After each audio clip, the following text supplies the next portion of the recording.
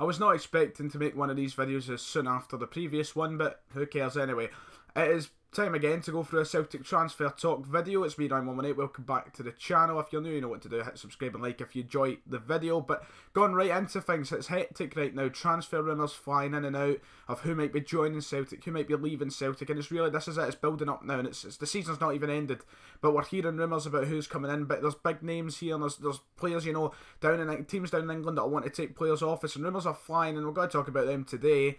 On this video, but there's a few big ones and you've probably heard the majority of them. You don't know what to trust though, do you? You don't know what's true, what's not true, especially when it comes to our big players leaving us. You don't know if you want to believe, you don't necessarily want to believe some of the rumours that are true, and we'll get onto that towards the end. So remember, everything mostly is rumours. There's some stronger than others. You've probably heard a couple of them, and the first one we're jumping into, you've definitely heard of this if you're a Celtic fan. Surely have Leiva of Liverpool Football Club, the experienced centre mid. He's about like 31 or something right now, 31 years old. Lucas Leiva, who is being linked with Celtic, I believe, on a free transfer. His contract is expiring shortly at Liverpool. He has a relationship with Brendan Rodgers. As you know, he managed Liverpool, Brendan Rodgers, and he managed Lucas Leiva. Then Lucas Leiva has really been a key name at Liverpool for a number of years now, about 10 years or such. He's been at Liverpool for a long time, as long as I can remember. And personally, my opinion, I've never liked the guy. I've never liked Lucas Leiva. I've never been a fan of him. He was always a player who, when I saw him on the team sheet, I always thought, why have they still got him? Why have Liverpool still got a hold of him? Like, I've never liked him. Never been a fan of Lucas Leiva. It's just been my personal opinion. I'm saying this now, and if he ends up coming to Celtic, watch me in a year. But I always loved him. But no, I've never been a fan of Lucas Leiva, which I'm not too keen on him coming to Celtic. That's just my personal opinion. But obviously things can change massively. I mean, he's coming to a completely different league where the challenge is slightly easier. So, I mean, look at Scott Sinclair. He was hopeless down in England over the past couple of years, and he came up here and he's transformed his career. Lucas Leiva obviously not going to be transforming his career. He's in his 30s. He's probably nearing retirement. He's coming up here, if he comes to Celtic, to be an experienced player, to be a player who can help put people improve and just be, you know, I don't see him holding a first team place, but I can see him being, I really do see him being a good asset to the team. I could see him being good for Celtic. As much as I don't like him, I think it would be a smart signing. It wouldn't get a lot of game time, but he can have that same kind of role as Kolo Toure, and I think he could make a big difference, you know, bringing some more experience into the team and such. But personally, if I was Brendan Rodgers, it wouldn't be the midfielder I'd be going for. It's just my opinion, but it's pretty strong. Apparently Brendan Rodgers has even commented on it. I'm not too sure about the ins and outs of things, but it's looking like this could potentially happen, be one of the transfers happening, and if for free, you know, it's not a bad pickup. I'm not complaining. I'm just personally not a fan of the guy. I'm not too excited about him coming in. So, I mean, you know, positives about it. Yeah, he's bringing experience. He's got a great career at Liverpool. He's done well, and he's always been, a lot of Liverpool fans I've heard, you know, they love him. I think he's a very underrated player. That's what a lot of Liverpool fans express him being underrated. Personally, I just don't see the appeal in him. I don't think he's that great. I never have. But, I mean, coming to Celtic, it's a benefit, I suppose, because he's so experienced, and it could potentially be someone who's there to fill in when Scott Brown maybe isn't fit. You know, he's got that same kind of age and experience. So, Lucas Leiva, decent pickup. Let me know what you think. Just personally, I'm not too keen on him, but I guess things will change. I mean, there's a bunch of Premier League teams want him as well, so I heard Brighton are going in for him on a free contract. So, I do think if Brighton go for him, I think he would go there. I see him picking a Premier League team over Celtic, but maybe the influence of Brendan Rodgers will bring him up to Celtic. Let me know what you think though. Probably not a lot of negatives about him coming, just personally I'm not too keen on him. Other transfers, and I need to look at the wee notes I've taken, so I've been constantly looking down. Musonda of Chelsea, young winger, and I talked about this in the last episode. Personally, I think we need more depth in the wings, especially with Patrick Roberts looking like he'll leave the club. You know, I think it's really important we bring in depth in the wings, right and left hand side. Sinclair obviously fantastic. He's not going to get dropped. Never in a million years drop Scott Sinclair.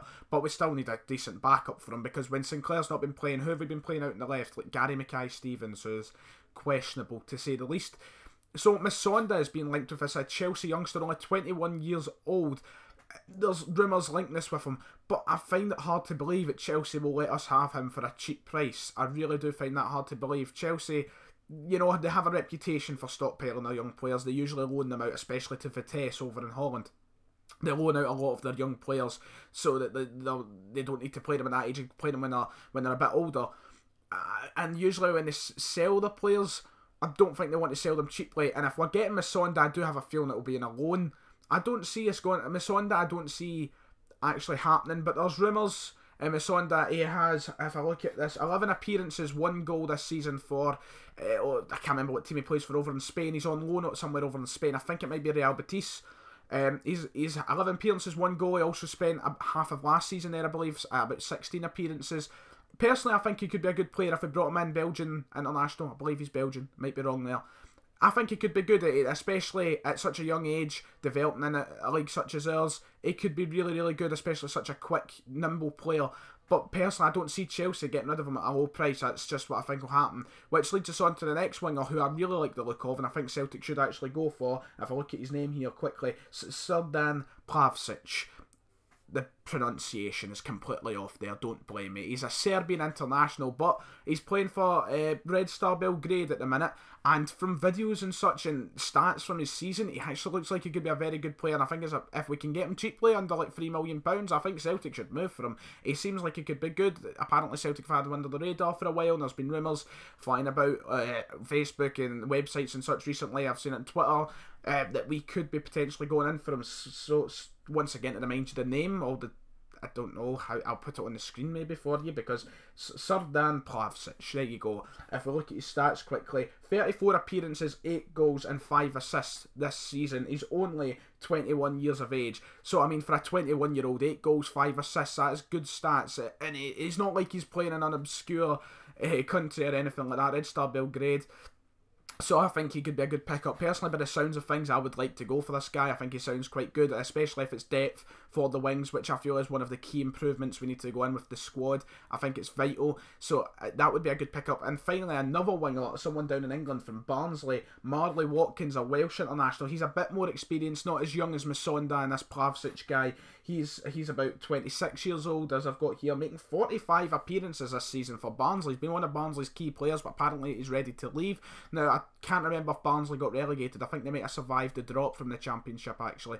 But he's been a key player for them this season. 45 appearances, scoring 10 goals. So he's got goals in him as well, which is ultimately what we need. I mean, as we've proved this season, you know, Dembele can have an off game. Griffiths isn't always in the team. We need wingers who can score goals, and Robertson and Sinclair have done plenty of that this season. And this guy scored 10 goals in a 46-game season where he's played 45 of the games. So, you know, that's impressive stats. And if he's played in a competitive league such as the Championship, so he could be quite a good pickup for Celtic. I think he would be quite a cheap player as well.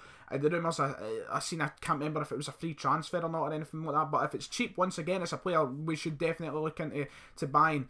As you know, we need this depth, in my opinion, and the wing seems to be the position which has been spoke about the most online that I've seen. You know, the links and the rumours have all been wingers, really. There's been obviously Lucas Leiva in there and a couple other players, but these 3 players I've just spoke about here, the 3 main ones I've been seeing, and all 3 of them wingers. So it looks as though the wings are the main priority, and it really should be, especially on the right hand side if we can't get Patrick Roberts back. Going back to Patrick Roberts quickly, nothing heard on him. Hopefully we get him. Anyway, now we've talked about the ins of the transfers for Celtic. The outs, too quick. Josh Kerr, Theo Archibald. You might not recognise the names, don't worry, because I don't think I recognise the names. I recognise the name of Theo Archibald, and Theo Archibald because of FM. But apart from that, you might have never heard of them. 2 youngsters leaving Celtic at the end of the season on pre-contract deals. So 2 youngsters leaving Celtic. If you know anything about them, how do you feel? I don't know. I don't know how I feel personally. If they weren't going to get a look in, it's probably the best for their career, so best of luck to them. Never got a look in the first team, any of them, I don't think. But both of them leaving on pre-contracts. Can't remember where exactly they're going. I think Theo Archibald's away to maybe even Barnsley or something like that. I can't remember. But he has agreed to leave Celtic nonetheless. And Josh Kerr is on the brinks of leaving Celtic, I'm hearing. That's not official yet, but Theo Archibald has left, whoever he may be. I know I should really have a greater depth of knowledge, but when it comes to players in the under-21 teams, I don't, and under-16 teams and stuff like that, I don't pay much attention, just to be truthful.